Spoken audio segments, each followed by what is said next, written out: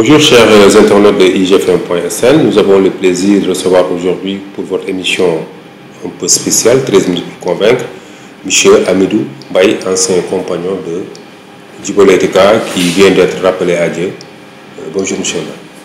Bonjour Aruna, bonjour aux auditeurs et aux téléspectateurs de IGFM, et bonjour au peuple sénégalais. Hamidou Mbaye, vous l'avez bien dit, ancien membre de l'URD. J'ai cheminé avec Djibo Leyti Ka de 2000 à 2012. Mon adhésion à l'URD, je l'ai faite volontairement de moi-même vers lui par une lettre d'adhésion écrite le 14 mai 2000. 14 mai 2000, c'était 2 mois après son fameux choix de soutenir Abdou Diouf. Je me disais, qu'est-ce qui motivait tout ce bruit, tout ce lynchage médiatique autour de cet homme qui a été le dernier directeur de cabinet du président Léopold Sédar Senghor, qui est resté plusieurs mois avec la lettre de démission de départ du président Senghor du pouvoir. Je me dis, cet homme, on devrait se rapprocher de lui. Et c'est pour ça que je suis venu vers lui. J'ai adhéré vers dans son parti de moi-même. C'était le 14 mai 2000. Alors, M. Djibo Leyti Ka est décédé hier jeudi à Dakar. Alors, comment est-ce que vous avez d'abord accueilli la nouvelle de son décès? Un choc terrible, mon cher Aruna. D'abord, il est décédé hier le 14 septembre. Le matin, on était tous en train de célébrer les 20 ans de la disparition de Mame Abdou Sy Dabakh. Pour un signe du destin, c'était un homme très proche et très lié de Mame Abdou Sy Dabakh. Il ne cessait de nous raconter plusieurs fois les moments où il allait retrouver Mame Abdou Sy Dabakh dans ses champs. Donc il était très proche de lui. Il est parti le 14 septembre, date anniversaire de 20 ans après de feu Mame Abdou Sy Dabakh. Et le 14, c'est le lendemain du 13, moi je viens de perdre mon papa, je m'incline devant sa mémoire. Mon papa a eu 7 mois le 13 septembre. Donc j'ai vécu 48 heures un peu spéciales, dont ma référence, mon père, et mon modèle de référence politique Djibo Leyti Ka le lendemain le 14. Donc j'ai vécu un moment assez spécial, dur, mais un moment, je ne suis pas le seul, c'est l'ensemble du peuple sénégalais qui est en train de vivre un moment dur avec la disparition de Djibo Leyti Ka. C'est pour cela que je commencerai par présenter au président de la République, qui est le premier des Sénégalais, les vives condoléances de toute la nation. Parce que c'est lui d'abord qui a perdu, parce que nous venons de perdre un enfant du Sénégal, un digne fils du Sénégal, un homme d'État et un républicain hors pair. Il n'y en a pas deux dans ce pays-là. Et c'est ça qui fait un peu que c'est spécial, c'est ça qui fait que l'émotion a gagné tout le pays. L'émotion n'a même pas gagné que le pays, ça a gagné toute l'Afrique et l'ensemble du monde. Donc c'est vraiment des moments pathétiques et spéciaux que nous vivons avec cette perte. Je vous sens aussi sous le coup de l'émotion, ça se comprend. Mais est-ce que vous pouvez rapidement nous raconter quelques anecdotes où vraiment vous avez senti en l'homme le sens très élevé de la République? Aruna, en fait, depuis hier, qu'est-ce qui ressort des témoignages? Djibo Ka, un homme d'État, Djibo Ka, un homme républicain. C'était un homme qui était imbu des valeurs de la République. Il y a quelques années, en 2011, des amis à lui ont monté un mouvement pour dire qu'ils voulaient créer les Amis de la République. On ne pouvait pas trouver meilleur parrain en la personne de Djibo Ka parce que c'était un républicain hors pair. Mais le jour de lancement de ce mouvement, les Amis de la République, il était encore ministre d'État, ministre de l'Environnement dans le gouvernement de Wade. La cellule audiovisuelle du ministère de l'Environnement s'est déplacée pour venir couvrir la manifestation. J'étais là, j'étais à côté de lui, j'étais concerné. Il demande à ce que cette cellule audiovisuelle retourne au ministère parce qu'aujourd'hui, ce n'est pas Djibo Leyti Ka, ministre d'État, ministre de l'Environnement qui s'exprime, mais c'est Djibo Ka, homme politique, secrétaire général de l'Union pour le renouveau démocratique et parrain du mouvement Amis de la République. Voilà un acte fort qui traduit sur son comportement, sa conception et sa vision de la République. La République, elle est là pour tout le monde et c'est des valeurs qu'il faut incarner au quotidien.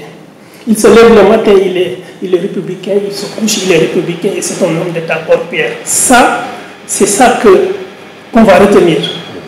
Mais pour ceux qui ne connaissent pas davantage Djibo, il faut se rapprocher de son passage, des actes qu'il a posés. Je disais tout de suite, il était le dernier directeur de cabinet du président Senghor.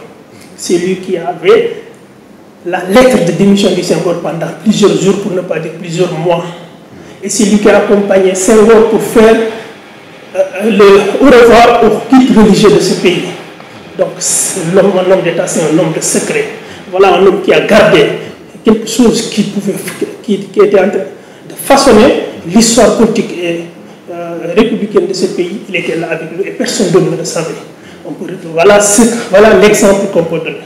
Ensuite, il nous disait qu'il connaît des choses dans ce pays pour rien au monde qu'il ne va pas les révéler à la face du monde. Il va mourir avec, c'est arrivé hier, 14 septembre. Il est parti avec un temps essentiel d'informations qui concernent la République, que personne d'autre ne saura et qu'il faut connaître. Il y avait un homme d'État et un homme dans l'État, c'est-à-dire qu'un homme qui est dans le dispositif de l'appareil d'État. Mais cela ne faisait pas de cet homme-là un homme d'État, parce qu'un homme d'État, c'était des secrets. Un homme d'État, c'était des convictions fortes. Un homme d'État, c'était des défenses des valeurs de la République. Un homme d'État, c'était quelqu'un qui se battait pour l'intérêt général, rien que l'intérêt général. Même si cet intérêt se jouait au détriment de cet homme d'État. C'est ça qui a guidé toute son action politique. C'est ça qui a guidé toute son action étatique. Et on peut dire beaucoup de choses, mais à l'arrivée, si Djiboka, au plan politique, parce qu'il avait une ambition réelle, claire, c'était d'être président de la République, en grande partie, le destin n'a pas voulu de cela, mais c'était l'homme d'État idéal. Il était unique dans son genre dans ce pays-là. Ça, j'ose vraiment le dire. Voilà, il y a beaucoup d'anecdotes, il y a beaucoup de moments où on a pensé à ça. Et il nous disait aussi, dans un pays, la formation, les hommes qui dirigent le pays doivent être bien formés. Et il disait à sa jeunesse politique. Vieux Sissi peut en témoigner, Baïsel peut en témoigner, Adiwan peut en témoigner, Alim Padrassa peut en témoigner, Arunoba et d'autres. Il fallait que vous soyez bien formés. Et ce qui faisait qu'on était formés techniquement et compétents politiquement. Et ça aussi, c'était ce qu'on a appris auprès de l'homme. Voilà. Parfois, certaines de ces décisions politiques étaient contestées ou à la limite mal interprétées. Alors, vous, comment est-ce que vous... Nous, il nous disait deux choses. À chaque fois que tu prends une décision, sois sûr de ta conviction profonde et personnelle. Vérifie si ce que tu dis, tu crois, parle-moi et après tu le défends. Les gens sont d'accord. Tu le défends, ne sont pas d'accord, tu le défends. Quand c'est clair, on est d'accord, c'est clair, on n'est pas d'accord, c'est clair. C'est ça qui guidait toute son action. Toute son action. Et par rapport à ces décisions qui étaient souvent contestées, en grande partie, c'est des adversaires politiques qui retournaient ces positions-là. Parce que aussi, il y a un certain nombre de faits ou de pesanteurs sociales qui faisaient que c'était plus facile de contester ça par la grande masse. Mais les vrais intellectuels, les vrais hommes politiques, les vrais hommes d'État savaient tout le temps les actes qu'ils posaient étaient des actes solides et qui ne pouvaient pas être perturbés. Et par rapport à 2000, quand il a fait ce choix du 14 mars, le 14 revient décidément toujours avec Djiboka, ce choix-là, ça a été contesté. Au lendemain de cette élection présidentielle, il disait que il aimait souvent citer Paulo Coelho. Dans l'alchimiste, il disait que l'épreuve est éphémère, mais c'est sa leçon qui est éternelle. Il en a tiré une grande leçon qui est éternelle. Il ajoutait aussi au lendemain de 2000 que je vais rebondir. Ça a surpris beaucoup de personnes, mais il a rebondi. On a su que c'est un homme qui était uniquement intéressé par l'intérêt général, par l'État. Quand Maître Abdoulaye Wade a fait appel à lui, il est allé, il l'a rejoint, il a fait ce qu'il avait à faire.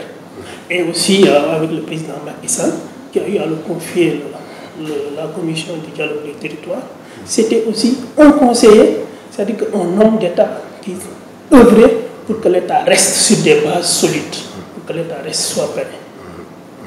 Alors, la dernière fois que vous l'avez vu ou parlé avec lui? Oui, en fait, il y a de cela quelques années, 2 ans, il y a notre ami, notre camarade Vieux Cissé qui se mariait. On s'est retrouvés chez Vieux Cissé, à la mosquée d'abord, ensuite chez Vieux Cissé.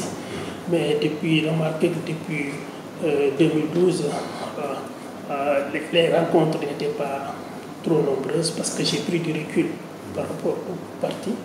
Mais mon cheminement de 12 ans ne peut pas tomber comme ça. D'ailleurs, c'est ce qui justifie ce témoignage que je porte. Parce que 12 ans, ce n'est pas 12 jours. Et si je suis aujourd'hui là, oser parler devant un micro, c'est grâce aussi à Djibo Leyti Ka, qui m'a formé politiquement, qui m'a mis le pied à l'étrier, qui m'a permis d'oser dire mes convictions et de les défendre. Et aussi, si je suis un des cadres au ministère de l'Environnement, c'est grâce à lui.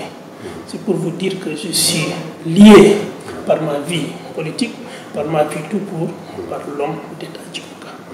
C'est ce qui justifie ce témoignage et que nous saluons sa mémoire, nous prions pour le repos de son âme et que, avec des amis, je disais toujours que Djibo Ka, c'est qu'il y a un vrai gâchis parce que on pensait qu'il aurait pu diriger ce pays-là. Mais c'est ce destin, ça c'est Dieu qui dirige du destin, qui décide du destin des hommes. Dieu n'a pas voulu qu'il soit président. Mais on peut dire qu'il a œuvré toute sa vie pour que ce pays-là soit sur de bons rails, pour que ce pays-là puisse exister, puisse avoir un rayonnement international. Donc merci Amidou. Je rappelle aux internautes que vous étiez l'invité de l'émission spéciale 13 minutes pour convaincre, consacrée à M. Djibo Leyti Ka, rappelé à Dieu, hier, jeudi 14 septembre 2017 à Dakar. Rendez-vous la semaine prochaine. Merci.